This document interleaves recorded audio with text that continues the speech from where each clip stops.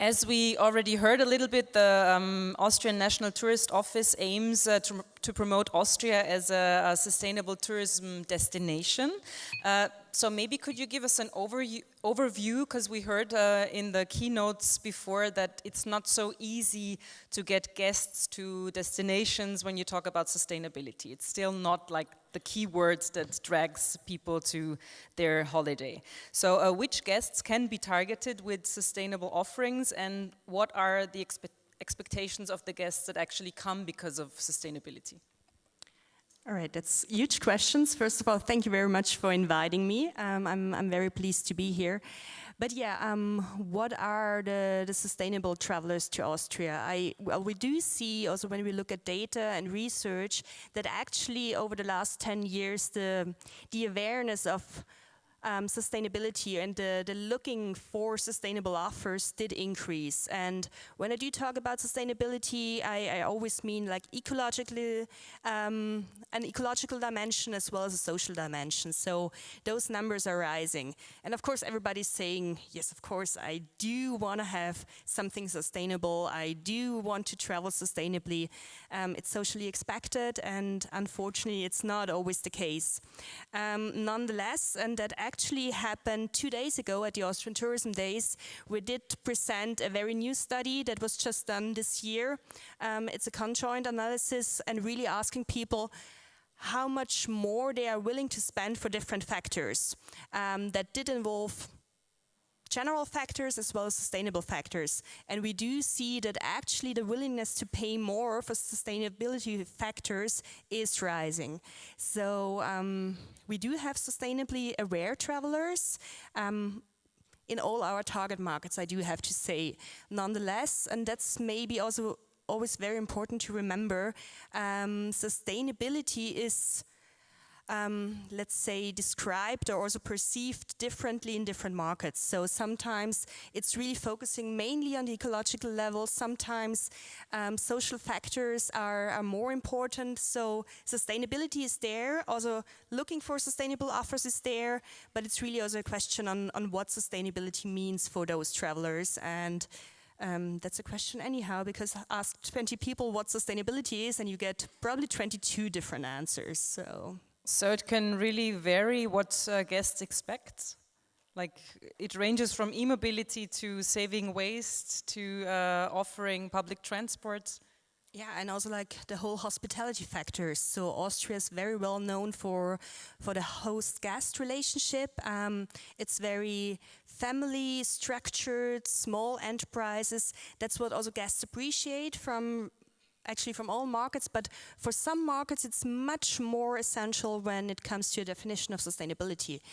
So also that kind of factor, that you have the social responsibility being presented in hotels that they are staying in, that they do have the feeling that everything is very authentic and not staged for them. Also that is part of sustainability. We saw yesterday when the projects were introduced that there are three projects were from Austria, but all the other projects also showed that they are really into making European tourism greener. So competition is also really high, which when it comes to a greener world and sustainability is a very good sign. So maybe can you tell us a little bit how Austria wants to position itself maybe also as a pioneer in this field? Well, besides the fact that, of course, there is a big goal to be one of the most sustainable destinations, it's a goal that many countries do have, and we are aware of that. But what we do say is that there's actually lots of offer already there, and people are already acting in a sustainable way, and they did it even before sustainability was a buzzword. So bringing those pioneers, those best practices in the spotlight, showing how it can be done, forcing collaborations to learn from each other, because both on a national level, so talking about the different destinations, the different provinces, it's not one against the other, because without sustainability in the future there is no tourism. But also on an international level, so it's also me being in contact with other national tourist organizations to see what they're doing, what we can also learn from each other, and not trying to reinvent the wheel all the time. But yeah, the main focus also now in in a strategic positioning, but also in a B2C communication, is certainly to put best practices in the spotlight to inspire travelers, but also to inspire the industry to go further. Okay, thank you very much. I'd like to continue with you, Alexandra, and Booking.com was already mentioned yesterday and also today, because booking via online platforms well, that's what most of the people do nowadays. Even my father, who is not Gen Z, and he's not like the digital native, when he goes on holiday, he looks at Booking.com. And now you implemented something that people can actually look for sustainable accommodation. So can you tell us a little bit about that? Why was this implemented and what are the challenges in implementing it? Yeah, thanks and good day everyone, and thanks for the invitation. I'm really happy to be here and talk about this important topic. Why did we implement this, our Travel Sustainable program? Because we've heard that already. I'm also particularly happy about the presentation that Professor Weber gave, because he already said a lot of what I would have said, or what I'm going to say, about a gap in the tourism ecosystem as regards sustainability. So we have heard of the impressive efforts a lot of hoteliers have done to apply for and obtain a certification, but we can see that on our platform, external certification, third-party certification with hotels is a really low percentage. We have under 1% of our hotels have an external certification, and that's really not very much. Even if that's the gold standard. So we were thinking, what can we do to help, first of all, analyze why is that, and find a possible solution. And of course, our visibility, or global visibility, can help incentivize the offer on the one hand and the demand on the other hand. So that's mainly the reason why we did that. We can see that also on the consumer side, there's a sort of a wish for sustainable travel, to be able to find sustainable travel offers. On the other hand, there's also a lack of transparency, perhaps, a lack of knowledge how to find sustainable accommodations, and we wanted to address that. So that was... all the project partners of the EU program that are here now know what it means to go through a certification process. They all got the EU Eco label. So maybe can you give us some insights when you want to get the Booking.com certification? What does that mean for the businesses? Yeah, so our Travel Sustainable program and the label is based on different sort of pillars, let's say. So if a property has an external certification that meets certain standards, for instance, we recognize the Austrian Eco label and the European Eco label, and generally speaking, all the GSTC recognized eco labels. I think all of you know what GSTC is, Global Sustainable Tourism Council, and together with them, we developed also a set of criteria with 5 categories in which, where a property doesn't have external certification, it can fill out a questionnaire, and there will be certain checks and balances, but then they can obtain also our leave. We have leaves in place. So this is an alternative option for, and this is done with the intention to start, or help SMEs in particular to start the journey towards more sustainability with the gold standard of external certification, hopefully as the final stage of the journey. Mm-hmm. And this own certification system of Booking.com, maybe a critical question now, but isn't it making it even more difficult for the guests and the customers to know which, because there are so many certifications and so many labels already, to know what they can expect? Because we heard already that guests are very, if you ask someone what is a sustainable accommodation, you get 10 different answers. So doesn't it make it even more difficult? Well, we think it makes it easier, and this is also, well, we are a global company, and the multitude of external certification, of third-party certification is one of the challenges we saw as regards transparency for consumers. So what we're doing is, if a property has our own label or external certification, what we do is, if you go on the property page, you can see all the sustainability measures the property has put into place. So this is, I think, something where we look to give more transparent an overview of what measures a property has put in place. Okay, thank you. Tatjana Peters, you work for a sustainable tourism organization called Futouris. Maybe can you give us some insights? How can guests be convinced or inspired when it comes to green marketing for a sustainable tourism offering? Yes, also welcome, and thank you for having me here. It's mostly what Professor Weber has already said before. It needs to be visible and, of course, easy to access, because even if you have the greatest sustainability travel offers, if no one can seize it or no one can book it or it just isn't aware of it, it doesn't help you at all, because then people doesn't just know about it. So it needs to be visible and easy to access. And also storytelling is also a good way to inspire guests, because we heard it before. It's one thing if you just see a certification or something like that, but it's also easier for the people to get inspired if they see the story behind it or experiences, like what we heard yesterday from Michael Reiter in the Boutique Hotel Stadthalle. It's a great way of inspiring people to come to the hotel and experience what sustainability means.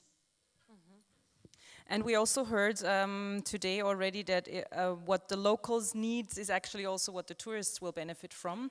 So why is that also important maybe when it comes to communication? You mean if you communicate about your sustainability measures not only to your guests but also to the community, it's also a way of showing that you care about the environment, about your destination, about your village you're in, and also care about the people, because as we know, sustainability is not only about the ecological aspect but also of the social aspects. So if you also care about your employees, it's also you make yourself attractive for local people to work within your business. So it's also, you need not only to convince guests and inspire guests, but also the local people to move forward and become even better. How important is the social aspect when it comes to sustainability in regard of the guests and the tourists? Because we often talk about digitalization and e-mobility and transport, but maybe we forget about the people. Yeah, actually the social part of sustainability is very important, especially to guests, because studies show that a lot of people would like to go on an environmental friendly holiday, but even more people would like to go on a socially friendly holiday. So they really care about what they do to the destination they're visiting. So they really would like to give something back to the destination they're visiting, even if it's good working conditions or money they spend within the destination. So the social part is very important. We heard now from Booking.com that they have their own certification system now. How big is a certification when it comes to being a selling point? A selling point to guests, you mean? It is important because you need something credible. I mean, like we heard before, if you ask people what is sustainability, you get different answers, because everyone sees it in a different way. Some people see it for the ecological way, social way, or whatever. But and that's why it's so important that you need a credible verification, because you need something you can trust. So kind of a certain set of standards you can trust, that an expert looked into it, so to say, and not only that I tell you this is sustainable and then someone else comes and tells you, no, it's sustainable, but we perceive it as totally different. So it's very important to have it, in a credible, trusted way. And how do you see it? The more certification systems we have, the more difficult or the easier for the customer? Depends.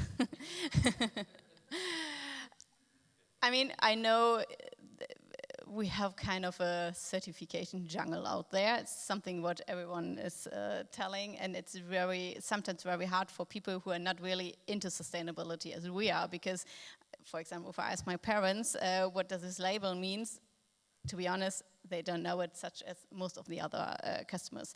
So it would be much easier if we just have one or two, but to be honest, it doesn't happen. So a good way is also to go for the GSTC recognized labels, so we at least have a certain standard which some of the labels fulfill. Okay, maybe let's focus a little bit about mobility and transport. We were talking about all those sustainable methods that you can use as a tourist. Would it be conceivable to focus more on guests from markets where travel by train is still possible? Because from some countries it's actually not possible to come by train or by bike. So how is sustainable tourism possible from those distant markets? Well, of course, from distant markets, it's not that easy. I can tell all of you that actually the markets that we are mainly focusing on are also European markets, close by destinations. So thinking about Austria's summer and winter campaigns, also with lots of budget. There we really have markets in Europe, but of course we do have travelers from faraway destinations. In some states more than others, but especially for city travel, when it comes to conventions, we do have an international target group, and you cannot ignore that fact. What I do believe is that no matter how people are traveling to Austria or any other destination, it's actually the same. It's about how long they are staying, because then you can also divert the transportation impact on the days that they are actually staying, and just make them move around the destination in a sustainable way. So no matter if they're flying, now in the case of Austria, to Austria, or taking also the car, I do believe that we should make it possible to leave then the car at the parking spot, or not thinking about how can I move around Austria without having been our domestic flights whatsoever possible, because the offer is there and you can move around sustainably. Unfortunately, we heard yesterday in the keynotes that those tourists from far away are those who stay the least time in the country, so that might be a bit of a problem. And also when it comes, we heard it now in the presentation, B2C and B2B customers. How do you see any shift in focus, or is there any difference in focusing on B2C or B2B customers? When you were talking about business travels now? Yeah, I mean, for us as national tourist organizations, the main focus is B2C travelers, simply because we also represent the whole country of Austria, and B2B travel is not all over Austria. We just have to say that. It is true that the length of stay is a different one, and that's something to work on. I just can say, so nothing is perfect yet, and I do believe that we can also improve the length of stay for B2C travelers from distant markets. But, and we do have to be aware of that, the social standards also when it comes to length of holidays possible in Europe is very high in comparison to other countries. So for the US market or for Asian markets, it's not standard to have 5 weeks holidays per year, so it's not that easy just to say, okay, we want to have a length of stay that is double as it is right now, or something like that. So those are all things that have to be put into consideration. We're now focusing on green marketing and communication. So when you think back on the last campaigns, maybe, how would you say which was the most successful? What is best to focus on at the moment to reach your customers when it comes to sustainability, of course? Authenticity. So don't, and we already heard that before, don't sell something that you're not standing for. So be authentic in what you have to offer. Be, well, pride is always a little bit of a difficult work when it comes to that, but be proud of what your destination offers, also what your business offers, and be honest about it, because with that you can actually not only sell products but experiences. And I do believe it's all about that. Tourism is still a people business, and we should keep that in mind. So what of course works very well is also like integrating the relationship between people, between host and guest, having the relationships also be put in the spotlight, simply because it's all about emotions, and holidays are something to look forward to. And if you transport that in your campaigns, in your communication messages, and guests can really experience it that way, that's the best thing that you can do. That was a nice sentence. Holidays are, I don't know how you said it, but you want to have a good time when you go on holiday, you want to make good experiences. Is that maybe also a little bit of a problem, especially when it comes to media, that when we talk about sustainability and having a greener world, that we focus on what we're going to lose and focus on sacrifices? And maybe is that also something that we should keep in mind when it comes to marketing and communication? That we should focus on the positive aspects and what people can gain and not what they will lose. Like, let's say when you go by train, of course it takes longer time, so you have the feeling I lose time. So maybe can we, which turnaround can we also in communication find to attract more people and make tourism greener? Yeah, it's of course very important to focus on the positive things, on the benefits the customers or the people will gain when traveling in a sustainable way. You doesn't have to put it like you travel sustainably, but just put it the way if you're going by train, you have more time, you don't have to go to the security checks, you can bring whatever you want, you don't have to focus on how much your luggage weighs and so on. So just really focus on the benefits the people are gaining from it. And as we heard before, always try to communicate in a positive way anyway, because nobody wants to hear when they're going on holiday how bad everything is and having a bad conscience or something like that. So make it a story, make it an experience, and really make it worth the value, or make it worth a value, even if it's a bit more pricey. But I doubt that it mostly will be, because you get more quality, for example, or get more experience. Just really focus on the positive benefits and the experience, and something they can share when they come home in a very positive way. Mm-hmm. We already heard it yesterday, and you were mentioning it as well, how important the relation between customer and the accommodations are. Now, when we look at platforms like Booking.com, that piece is missing there, because yesterday we also heard it would be better to book via the accommodations directly. So what's your answer for that? Because we're losing one piece that's actually very important in the communication.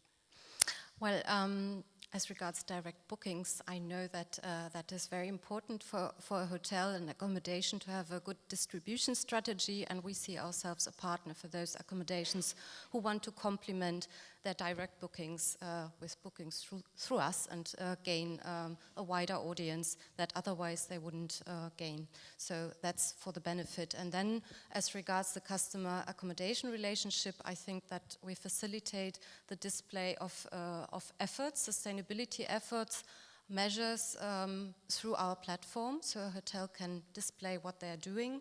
And we also take into account customers. We try to involve them actively. This is part of our program with reviews. So if your guests travel to your accommodation and book through us, afterwards they get a questionnaire where they reply whether they could find those sustainability measures and practices that you advertised. So this is done on the one hand in order to verify. This is one part of our verification scheme, not the only one. But also we think that involving customers actively in their sustainable choices helps gaining more consciousness with guests about sustainable travel, because our objective is to get sustainable travel into the mainstream, and this is the part we're missing, and we're badly missing, and we need it if we want to transform the travel and tourism sector into a more sustainable travel and tourism sector. What are the next plans for your sustainability initiative? Are there any plans that will now come in the future? Yeah, well, our program is still quite young. It was initiated in November 2021. It's in constant evolution, and I've also heard some criticisms about lack of transparency. We are addressing that. We're trying to address also the concerns of greenwashing, also concerns of, well, different levels of sustainability efforts from our partners, because some have a very high-level certification, others are just on the first steps towards a more sustainable journey. And we will be able to, I think that's also visible, we've seen that with the 3 leaves, but this is still in a testing phase, so we will display to consumers the different levels of efforts. So if you have a certified property, this will be displayed. If you have our own label, the different levels will be displayed. So this is one of the plans. We will also step up with external audits throughout 2023. This is also linked to certain discussions on EU level, how to address greenwashing, how to prevent it, and we are already taking care of that. So we have a system in place that I think will fully meet the demands of credibility. Among others. I just wanted to address also the mobility factor, because it's an important one. On the one hand, tourism is really vital for many destinations like Austria, but also in the global south. Think of a scenario where nobody would travel far anymore. We think travel is really a good way to connect with other people, other cultures, getting to know each other, and also an economic benefit, a very important one for some destinations. So it's important to maintain that. So tourism is much more than just economy. It's an exchange of people, of culture, and maybe preventing even conflicts between people, hopefully. So we are also addressing or thinking about how to tackle the issue of carbon footprint in travel. So with a coalition on a global level, Travelist, we have developed a measure or a means of displaying the carbon footprint to consumers. I think that's already visible. If you book flights through us, you can see that. We are also working on displaying more eco-friendly rides. So if you book a taxi, we will also, I think, display public transport or eco-friendly ways of transportation. So, yeah. Alexandra was talking about carbon footprint now. So do you, from your experience, have any international best practices to reduce travelers' carbon footprint? Well, I can talk about our best practice, because as you said before, Futouris is doing different projects, and bless you. And one of them was was started, I think, last year on climate protection, and we were working on a unified standard to display, to calculate and display the carbon footprint of travel offers. So not only the flights, but also hotels or the transportation, and of course the entire, for example, package holiday. So, and we're working on to make it visible at this point of sale. And of course, it's going to it's currently under development still, and we hope to be ready by the beginning of next year. So it's then going into a test phase in Germany, Austria, and Switzerland. And then, of course, we would like to have it as an international practice to be used in all European or even globally markets. As we can hear, there are a lot of things starting and hopefully leading us into a greener and better future, and also here in Europe.